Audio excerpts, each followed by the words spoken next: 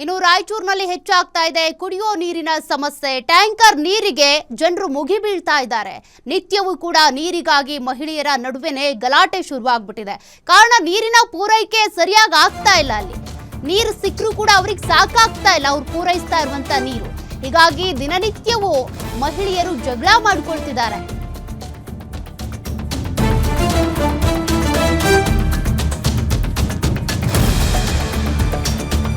ರಾಯಚೂರು ನಗರದ ward number 34ರಲ್ಲಿ ಈಗ ನೀರಿನ ಸಮಸ್ಯೆ ತಲೆದೋರಿದೆ.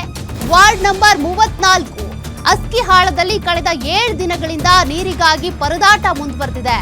ರಾಯಚೂರು ಮಹಾನಗರ ಪಾಲಿಕೆಯಿಂದ ಪರ್ಯಾಯ ವ್ಯವಸ್ಥೆಯನ್ನ ಮಾಡಲಾಗಿದೆ. ನಮಗೆ ಮೊದಲಿನಂತೆ ನಲ್ಲಿ ನೀರಿನ ವ್ಯವಸ್ಥೆ ಮಾಡಿಕೊಡಿ ಅಂತ ಆಗ್ರಹಿಸ್ತಾ ಇದ್ದಾರೆ. ಈ ಟ್ಯಾಂಕರ್ ನೀರು ಪೂರೈಕೆ ಏನ್ ಮಾಡ್ತಿದ್ದಾರೆ ಅದು ಸಾಕಾಗ್ತಾ ಇಲ್ಲ. ದಿನನಿತ್ಯವೂ ಕೂಡ ಮಹಿಳೆಯರು ಬಿಂದಿಗೆ ಹಿಡಿದು ನಿಲ್ಲುವಂತ ಪರಿಸ್ಥಿತಿ. ನೋಡಿ, ಮಹಿಳೆಯರು ಪುರುಷರು ಅನ್ನೋದೇ 4 ಬಿಂದಿಗೆ ಹಿಡ್ಕೊಂಡು ಬರ್ತಾರೆ. ಆದರೆ ನೀರಿನ ಪೂರೈಕೆ ಸರಿಯಾಗಿ ಆಗ್ತಿಲ್ಲ.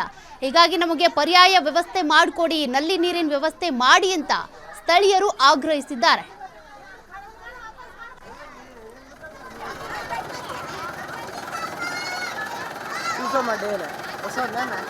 ಇప్పుడే